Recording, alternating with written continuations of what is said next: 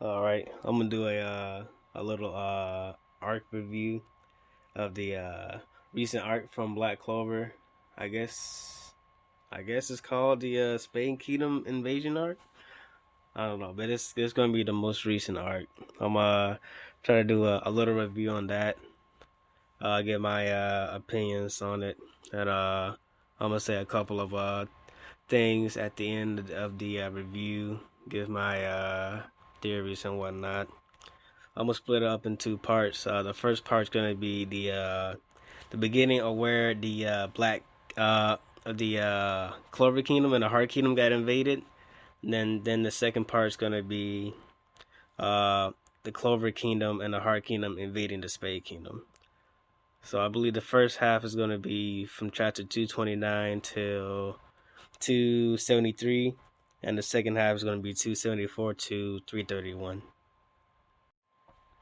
All right, so for the first half of the Black Clover art from chapter 229 to 273. I believe the first half was a pretty good introduction of the art, especially the first chapter, just the first chapter itself, chapter 229.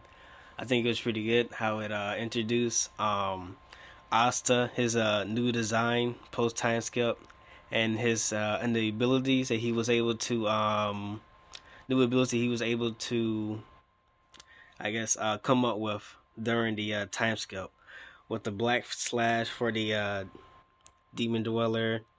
How he can instantly kind of go into a partial black Asa form with his demon slayer, and it's just him you fully not fully but like almost mastering all of his swords before he had the demon Stacha katana. And I also like how they introduce the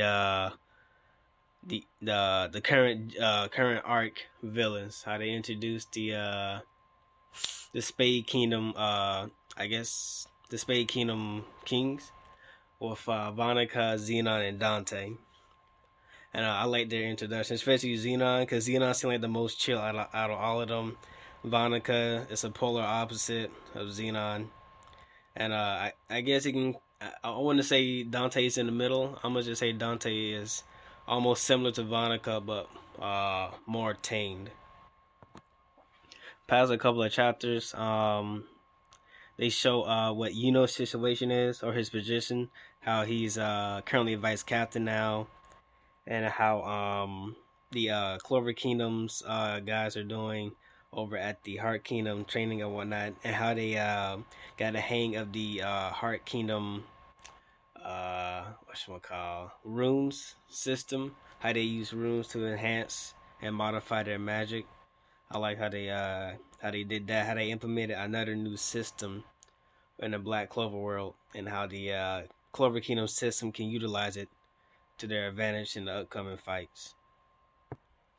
And also during that time, we get to see Eno's past being revealed by Ralph, where he shows Eno from being born all the way to where he got transported to the Hodge Village church. I find it interesting how somehow he was able to have memories or able to show memories of Ralph's dad when like no one in the anime it showed that no one was in the area where Ralph was, just himself. I don't know, but other than that, other than the nitpicking, it was a really good way how Tabata had show Eno's past. And then after that, we have the Xenon invasion with two of his dark disciples. I think that was a nice introduction. How they introduced a new type of enemies, the dark disciples, where they use the devil's power from the dark triad to boost their own magic. I thought that was going to be a system that Tabata was also going to implement for the allies. Like, I think people had theories like, oh, maybe Asa can do this with his Black Clover allies. Like, maybe he can give them a devil boost. But I don't think it will work just because, like his power it comes from anti magic, and like that literally is the opposite of having magic. So I think that would actually be a debuff for them. Seeing how when it was revealed of the Dark Triad Devils, how they are the top three strongest devils, so it would make sense why they're giving the people a magic boost, because they're the top three strongest devils with the highest type of magic. During the invasion with Xenon, where Xenon went straight to William and started attacking him, and his Dark Disciples took out almost, yeah, basically the whole Golden Dawn squad with just two of them. I find that to be crazy. Like,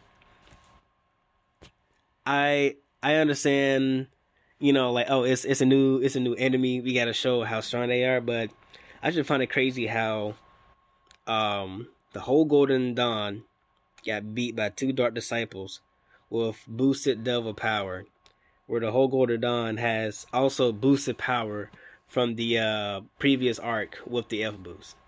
I don't know. I just find it crazy because they're like I would think even with the F boost they would at least do something, which they did in the end. They did with the help of they was actually able to take care of them. But like other than that, before was there, it was stated that half the squad was dead and the other half is on the verge of death. But I did like how Tabata introduced like the stakes at the beginning. How it was like, this ain't gonna be like the other arcs where it's gonna start off slow, but it started off like fast right in the beginning, where we already had characters that were basically confirmed dead.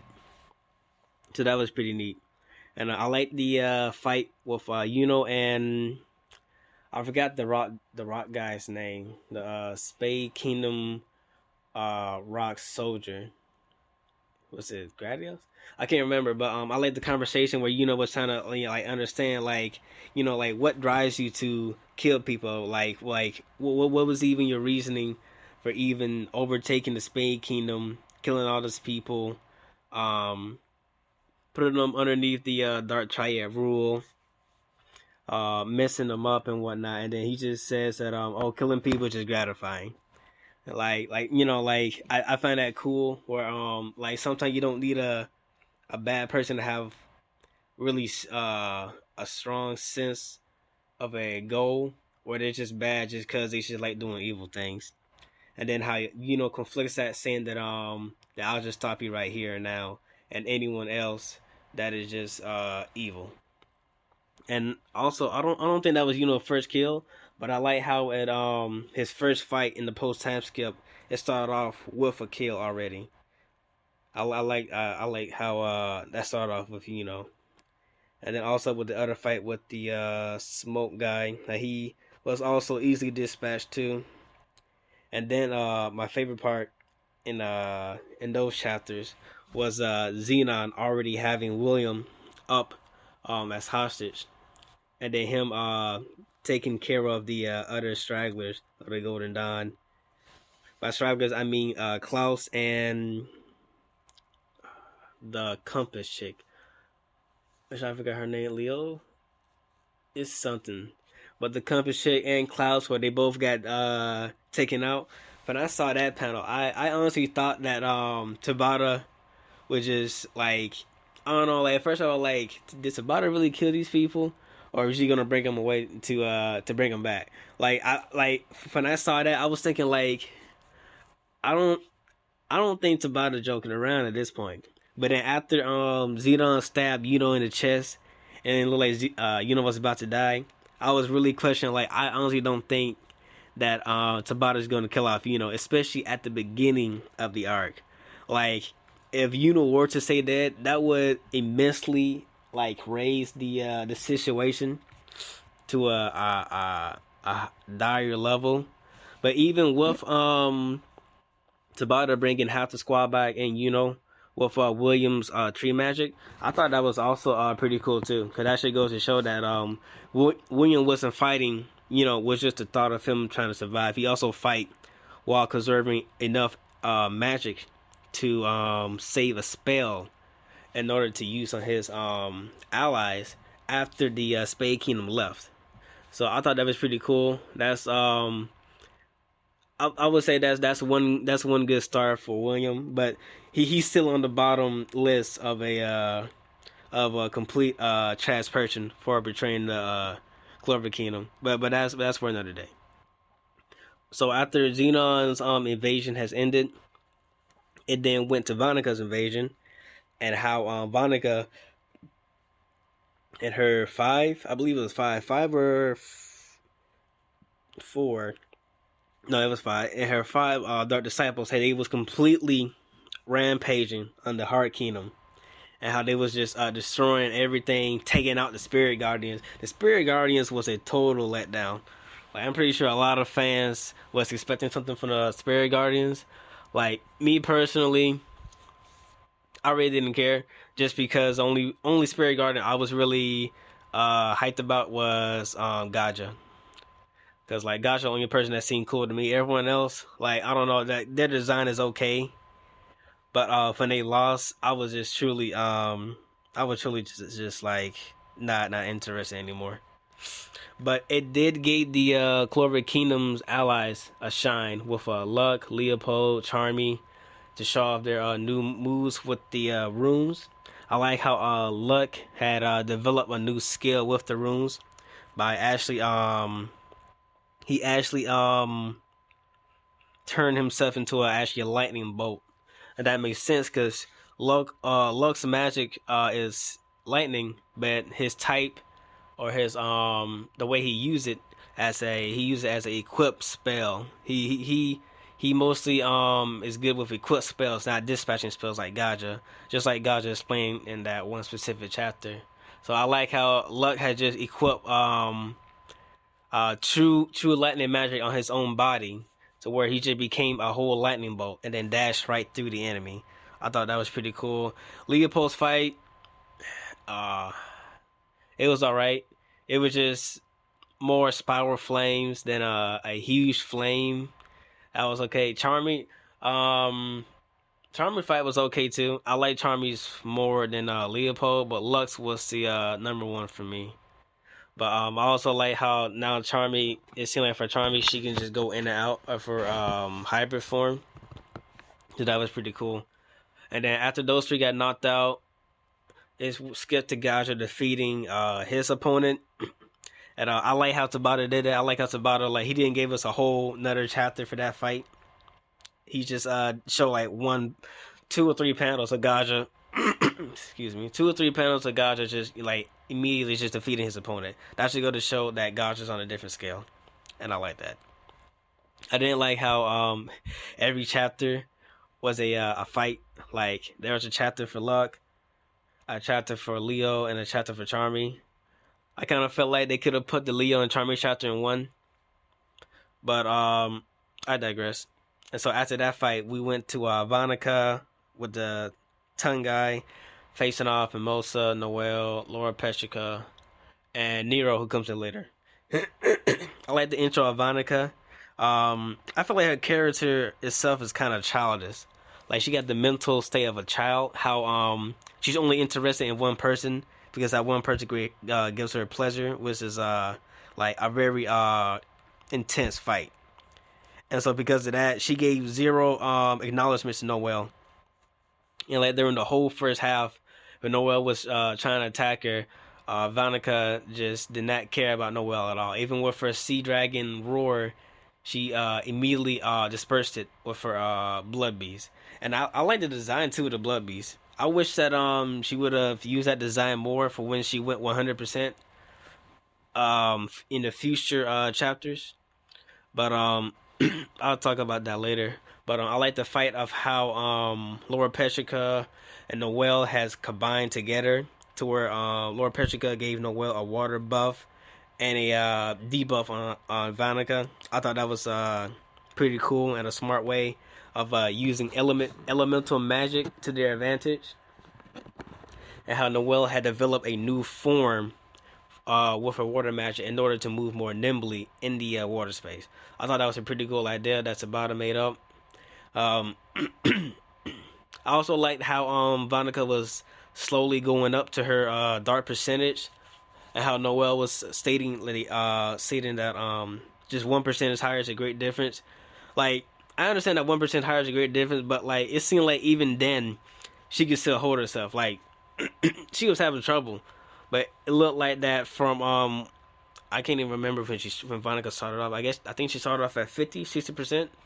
But when she started off from 60 going to 70, it seemed like Noelle still had I wouldn't say she had no problem, but Noelle could still hold herself. So I really don't know how much of a difference 1% is, but I guess it's not that much to a what they call it, a first stage mage. Oh yeah, that's right. I also forgot to mention I like how they did the stages. I didn't like how after the end they was kind of forgotten about the magic stages, like how Laura Petrica said, "Oh, in our kingdom, in the other kingdoms, other than the Clover Kingdom, we rank things by stages." And so then they implemented stages, but then when the Clover Kingdom came along, because they have such a diverse and unique type of magic, it didn't really matter. And of course, they had arcane master types, which is a different tier in itself. So basically, with all the other different types of magic and the arcane stages, the magic stages system kind of was just left behind because of the way they use the other type of magic. But other than that, with the fight of the teamwork fight of Noel and Laura Petrica, I like how Tabata did it, where they had them working together. I like how Laura Petrica used her pass down knowledge from the other what's it called, water queens. How it showed her basically a hypothetical future of what would happen if the Dark Triad got their way and activated the Tree of Quiflof. I thought it was pretty cool. And then I liked how with the combination of Noelle and Laura Petrica, they was able to stop her for a minute to where Nero comes in and try to seal her. I thought that was a pretty good combination, and how they executed it, I thought that was pretty neat. But in the end, it didn't work due to Mickey Kula coming out, emerging from Vanica's eye patch. I thought that was pretty cool too, because like in the first invasion with Xenon, you know, he should went 50%, and we see how it's kind of like what Black Asa, how part of his body goes black.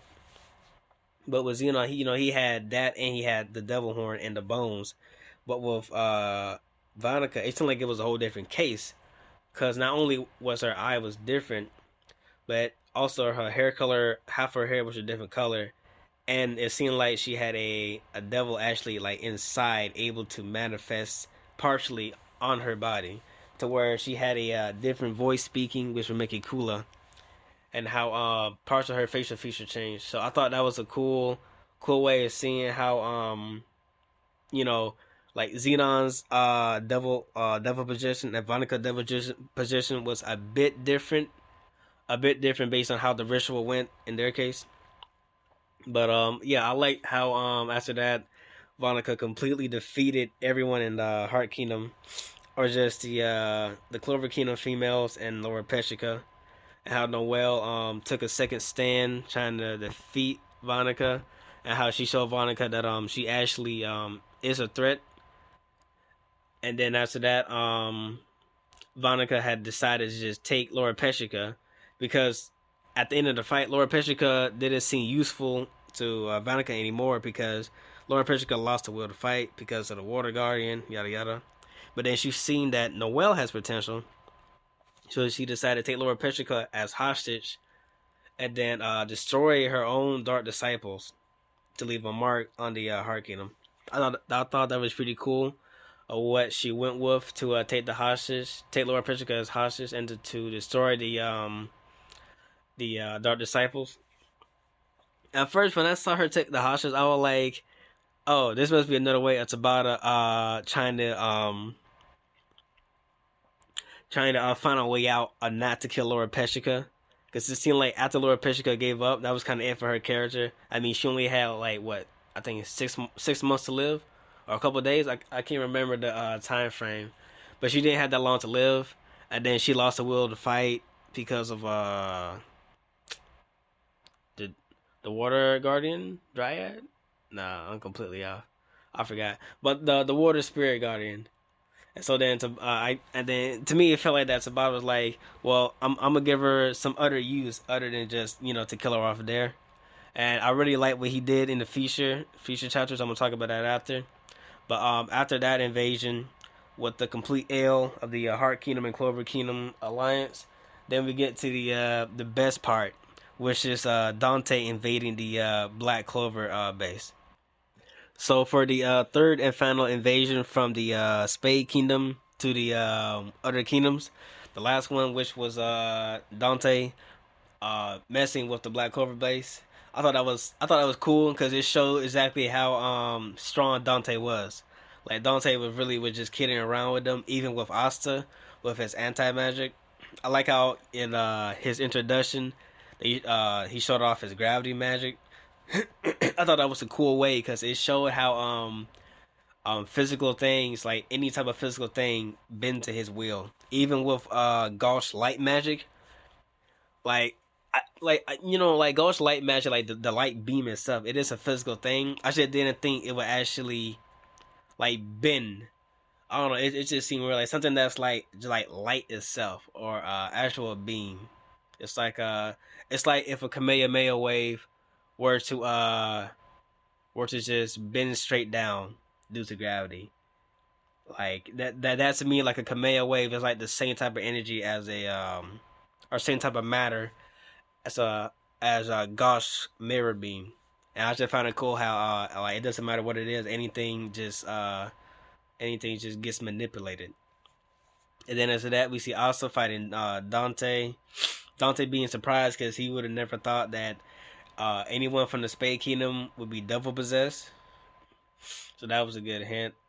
I like how the Black Bulls try to help Asa out. I like how Gosh activated the what was it? The Mirror Brigade. He made the Asa Shadow clones. I thought that was cool. And then how Dante was almost got cornered because of the clones, and Dante activated 50%. And we see how he was able to manipulate what was it? Manipulate the dimension they're in. He warped the dimension and whatnot. I thought that was cool. It's like I thought gravity itself was cool until the bottom showed like an even more next level to that, to where he was able to warp the dimension itself to redirect Asta attack. Then after that, he started dog walking Asta, started talking to the Black Bulls, claiming Vanessa to be his girl and whatnot. I thought that was cool because that should show how much bravado the Spade Kingdom king has. Current Spade Kingdom, quote unquote king, quote unquote self proclaimed king. And then after that, also tried to attack again. He fails yet again.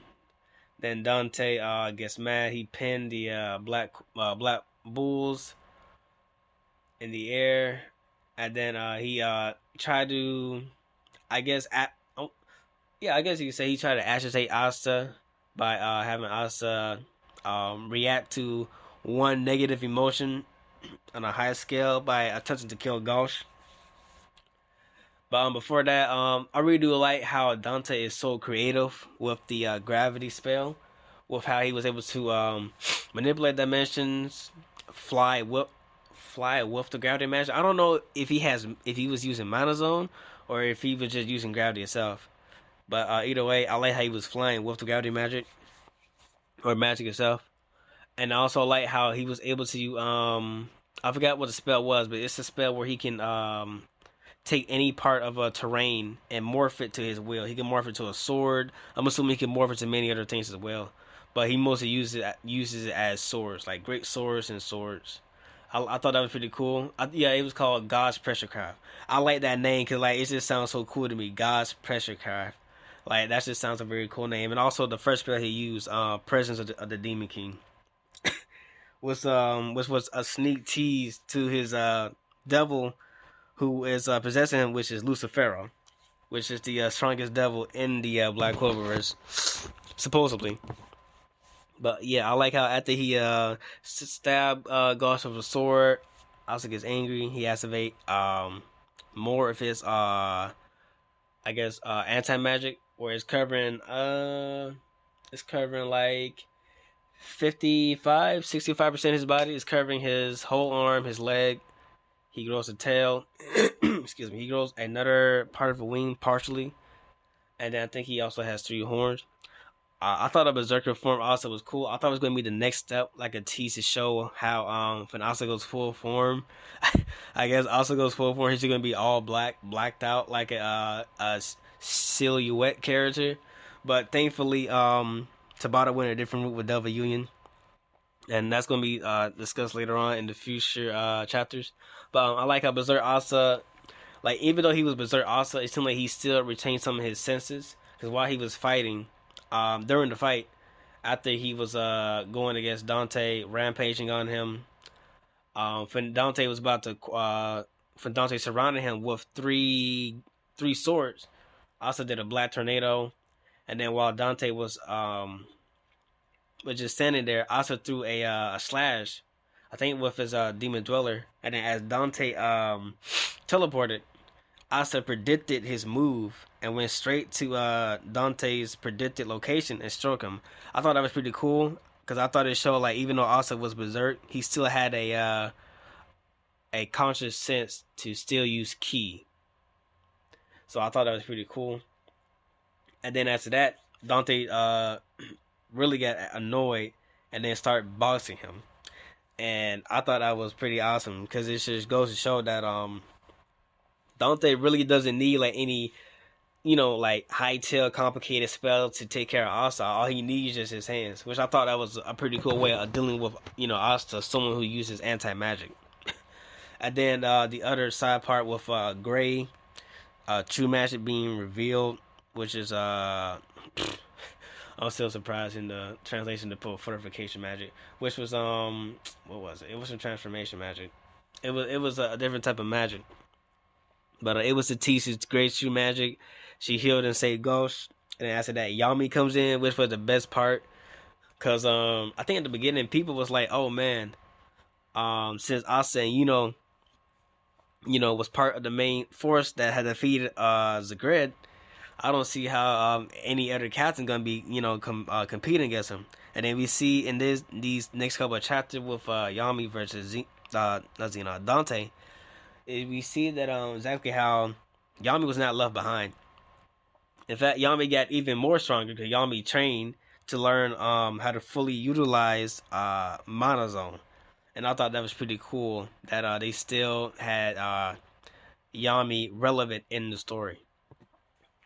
So during the fight between Yami and Dante, the whole fight was clean with Yami pulling up, showing off some moves with his new spell, which I think is like really cool and one of my favorite spells, which is I think it was either Dark Moon or Black Moon, but he basically used Mana Zone and he amplified the power of Dark Hole with Mana Zone, and it's basically a continuous spell that just absorbs any magic within a certain area. So I thought that was pretty neat what Tabata did with his black hole, how he kind of upgraded it, and how he using it to withstand the gravity that Dante is producing, or the gravity force he is producing. And then Yami and Dante show off some moves. Yami used Dimension Slash. Of course, it cuts dimensions, but with Dante, he can manipulate dimensions. So that makes total sense how he diverted the slash itself. And then, Dante uses the terrain. He grabs a rock, a physical object to throw at Yami. Or what's that? Oh no, okay, no, never mind. Dante strikes first by actually throwing a rock, and Yami counteracts with Dimension Slash, I believe. And then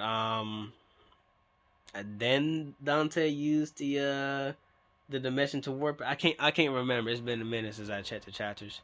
But I just like how they're going back and forth at it. They was testing each other's skills and moves and whatnot. And how after After that, Dante decided to go in for a more close combat style. He picks up a rock and makes a sword, and he do heavy infighting gladius, which I believe manipulates the gravity used around him to make him lighter and faster. That was a cool way of him showing off his not his, but his devil's gravity spell uses. How he was going close combat with sword play and whatnot. And then after that, Yami condenses his mana zone to a even more closer area around him, to where anything in the area he will instantly detect, because his mana zone is so condensed in such a small area. And then he gets Dante with an ES slash, which I thought was cool because I like the name ES slash, because I believe that's an actual real technique. The ES slash, I think it means quick draw. I believe. I don't know. I really don't research on things. I should play video games, and I should know in Sekiro there's a move called EA slash, and I think that's basically where you should draw the sword and slice your enemy in one move. But I really like how he used a actual Japanese technique, EA slash. I thought that was pretty cool with that. And then after Dante takes a fatal blow with the ES slash, he teaches a little bit of another type of magic, which then it makes sense because they're not like Asa. Asa has no magic. Neither does his devil. His devil has anti-magic. But with the Dark Triad, they have their own magic. Then they have the devil's magic. So then later on, it was revealed that Dante has two type of magic. But before that, Dante and Yami decided to take things up a notch by going to their max output. Dante going 70%, I believe. Yeah, going 70%. Him explaining that he can't go 100 because the devil he is being possessed by is in another world, and that the tree of Cleffa will complete that connection. And then with Yami going all out too, and how that total fight scene was cool, with Yami dodging the damn, what the hell was it called?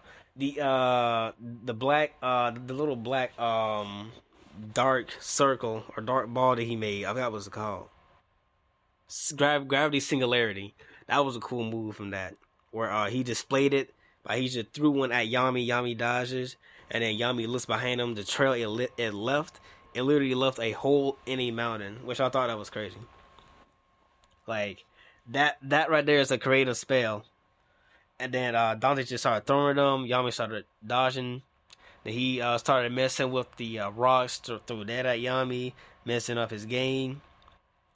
Yami got caught by a rock. He got slammed to the ground. Dante thought it was over until Yami surpassed his limits, which is a common thing to do in Black Clover, to surpass your limits. And what he did is he super condensed his mana zone.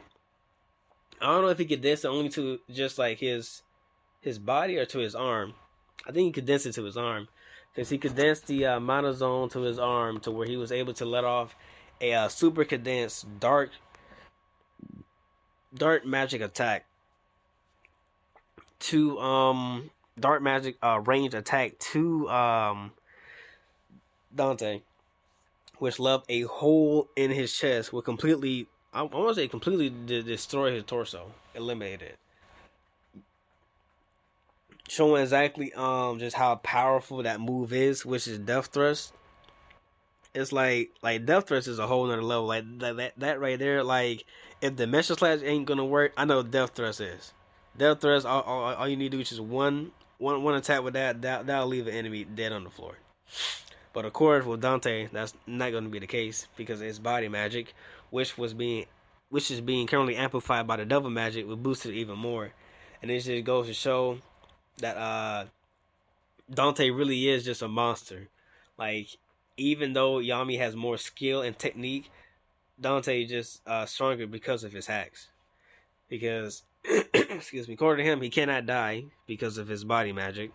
He don't deteriorate, he don't age, he don't get sick, which is kind of insane. Just how the devil, like I think it was just how the devil possessed magic had amplified his body magic to that degree. which is insane. And then we see a new form of Dante, him being like what 10 feet tall, huge and whatnot. Him just completely dominating Yami. Yami unable to be on the offense at all. Then Yami calling for Asa help.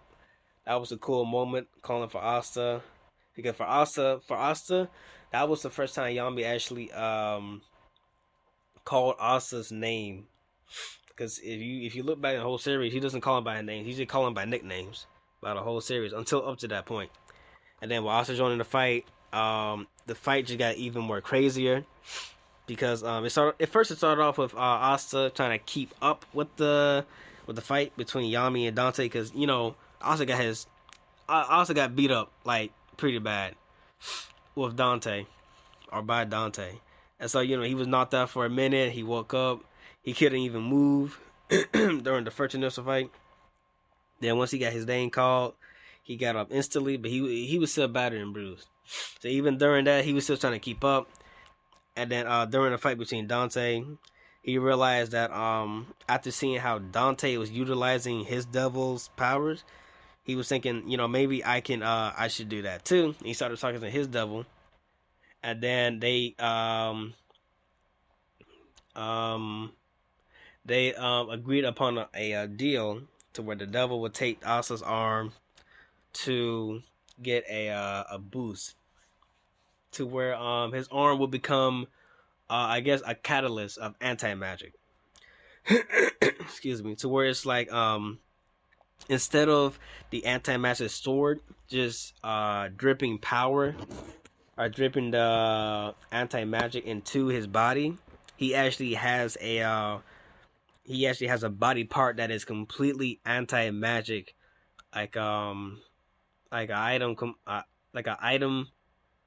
He has a part of his body which is replaced as an item that is that emits nothing but anti-magic, to where now he can go even harder with the anti-magic and use even more of his outage, which was a pretty cool way of having Asa getting a boost. I also like the arm because a lot of people are looking at it and like, oh hey, that look like that look just like Nero's Devil Buster arm.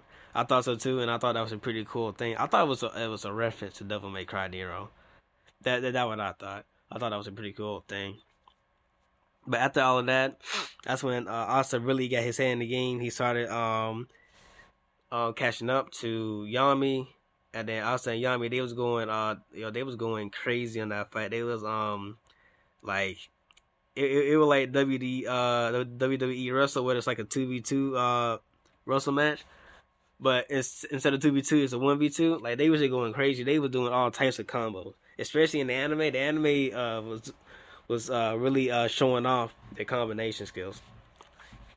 And then near the ending of the fight, where Asa was trying to cut Dante, because in the whole fight he couldn't land one hit on Dante, and that's all they needed was just one hit.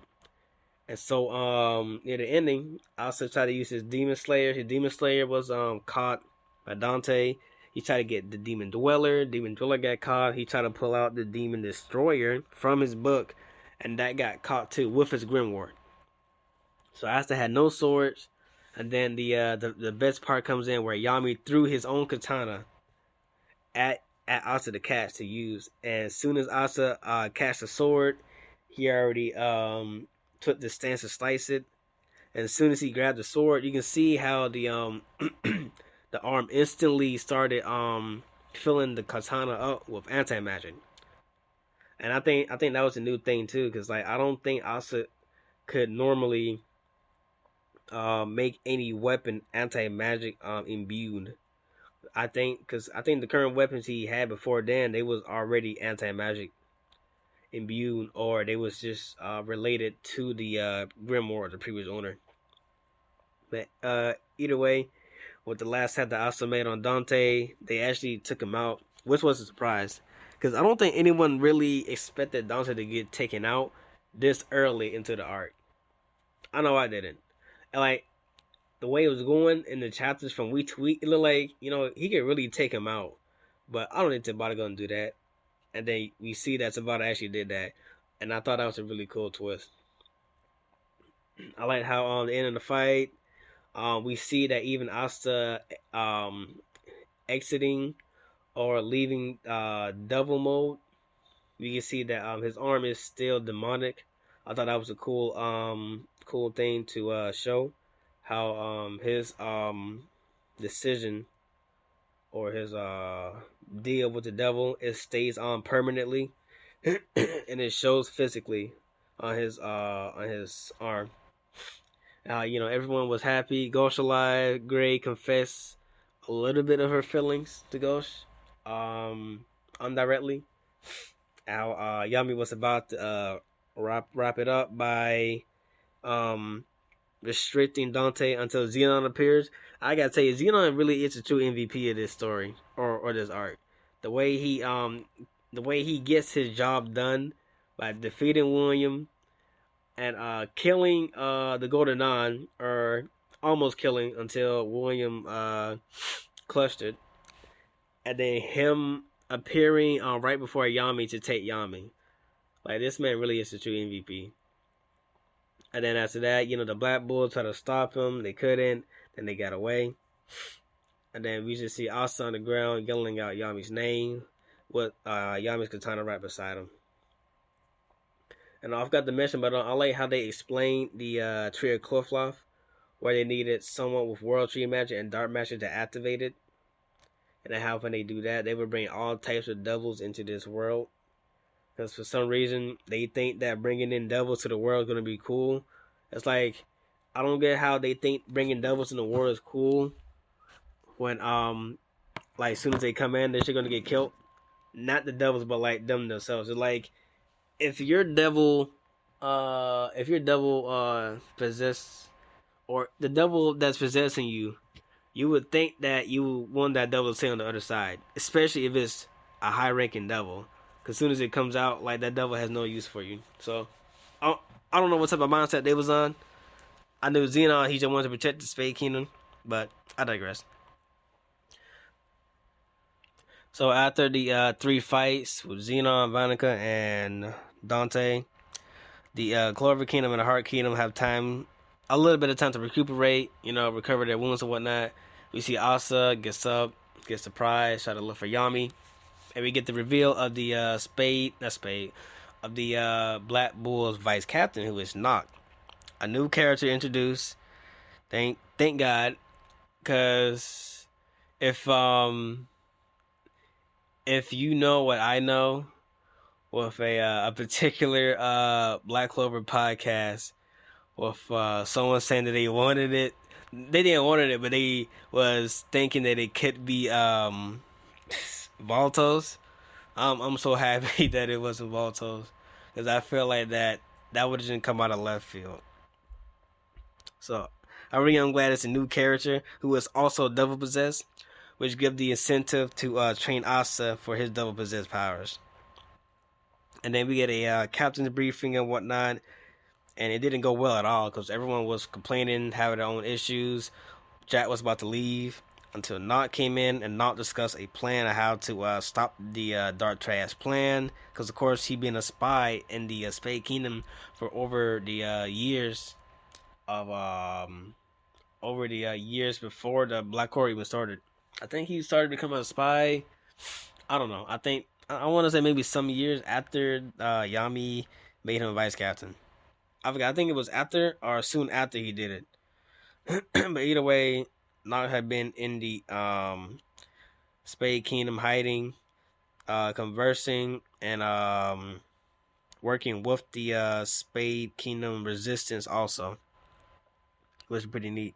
And then Nock kind of forcing to draw his hand to let tell everyone that he's the Spade Kingdom prince. The legitimate Spade Kingdom prince. And with all of that, I find it funny how Nock went to the Black Bull base, started dissing all the Black Clover people there, even the people who weren't there to defend himself. I like how he was just telling them up straight up, like, hey, each and every one of y'all has some problems that y'all need to take care of, because after 3 days we're gonna send the most suitable fighters to fight, and if y'all gonna sit there doing nothing, then y'all can just stand there and whatnot. So after that, Noct teaches Asta about a forbidden devil ritual in order to bring out the most power of his devil by binding it. That was a cool concept. That's about it. Introduced the devil binding, how you can bring the devil out with a relic or some sort of connection. And with Asta, he had his arm because they made a deal of to take a part of Asta's body. And then the fight between Asa and Lee and the backstory. The backstory was really good with Lucida. Was with Tabata describing Lucida as, I guess, a normal person who was cursed. I don't know if she's cursed, but she has a condition to where she adores magic, which that is something that will be further explained hopefully in the story in the last arc. Because I don't know, it's just weird how Lucida has Asta, but she has a condition where she absorbs magic from things. So I guess we have to wait and see, because we still don't know Asta's dad up to this day, or if Asta even has a dad. I don't know. It could be the same thing, the same situation like with Shinra and Fire Force, but I digress. But I like how Asta and Lee, they fought. I really didn't like how they did that, because at first when Asa said, "Oh, I should wanted to talk," I was like, "Oh, I hope he just doesn't talk his way out of this, and the devil just have a change of heart." But I did like how Asa tried to talk. He realized he couldn't talk because the devil was, on some bloodlust stuff, and so Asa was like, "Okay, I'm a play things your way and actually fight you," and he actually beat Lee. But Lee was kind of holding back because Lee didn't want to kill Asa, which Asa said in the end of the fight. And I thought that was pretty cool.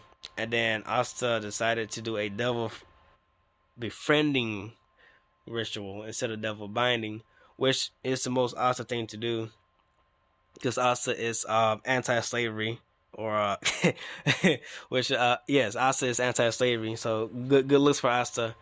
But after that, Noct then shows Asta how to do devil union, which is a new type of power introduced, which was pretty cool, especially with Noct. Noct have the best double binding or double union transformations in this whole series.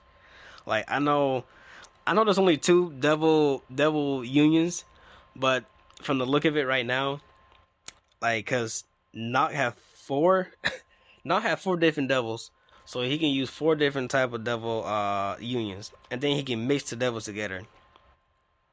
That just makes it a whole nother level.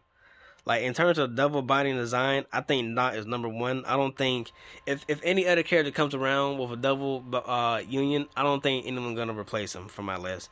I want to say Asta is a 3 for me. I feel like if another person comes in, Asta would be 3. But I guess right now he's 2. I guess, but I feel like he could be a 3 if someone comes up, because also double union is cool, but I just think Tabata probably has another design waiting for Asta. But after the training with that, we see Yuno training on his own. Then he get help with Langris, and also with Noelle and her group surviving the Dark Disciples involuntarily suicide attack, and see how they would survive. And then they was transported by the elves, who still relevant, which is pretty cool. And how there's an elf that is a descendant of Lix and Tetia's kid, because apparently they had twins. Apparently, I'm not hating on it. I should have thought that they should have probably told that, because it just seemed like it was kind of put there, like just on the spot. But I'm fine with it. And then after that, with the training Asta and Noct, Asta achieving a split second of devil union, and then Noct telling Asta that, the good guys always don't get rewarded by what I would like for them to be. I think that's one of my favorite quotes. That quote with Noct saying the good guys don't get rewarded, but I would like for them to be, and the other one, which is staying weak Oh no, not staying weak. Being weak is not an issue. Staying weak is. Those are my two favorite quotes. But other than that, not get prepared with the Spade, not a Spade Kingdom, with the what was it? With the black, I guess the Black Clover Spade Force, the new force that's gonna take care, are gonna be part of the mission, which consists of most of the captains except for Klaus. You know, the four, not four, the three enemies from way back, which was whatchamacall, Rades, Voltos, and Sally. And then another one, Makusa. And then we also have Seke. For some reason, can't forget about Seke. But yeah, I like how they introduced the Spade Kingdom force. They're gonna invade the Spade Kingdom. And then we had the Heart Kingdom force coming in. And then we had the Spade Resistance. And I think that's